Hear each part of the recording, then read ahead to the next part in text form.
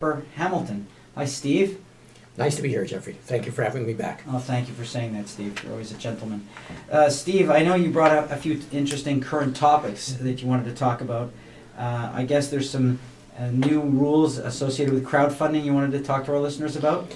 Yes, I think it's important for our listeners to know that on September 23rd, the rules for securing financing in so-called private placements changed.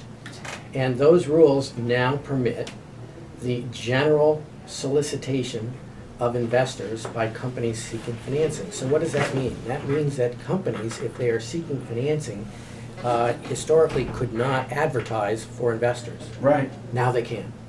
They need to comply with certain rules and restrictions on how they do it. But to me, that's a dramatic change in the way in which companies can secure financing. Absolutely.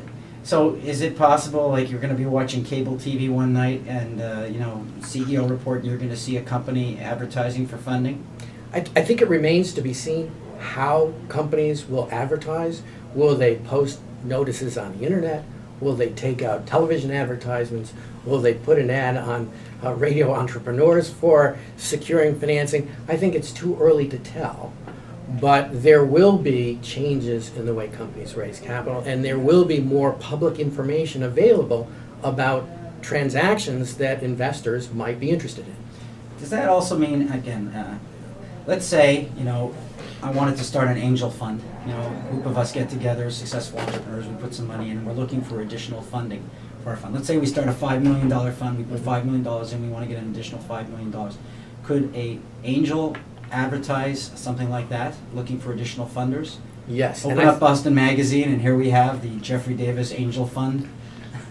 Where do I write my check? I want to invest in that one. I'm not sure.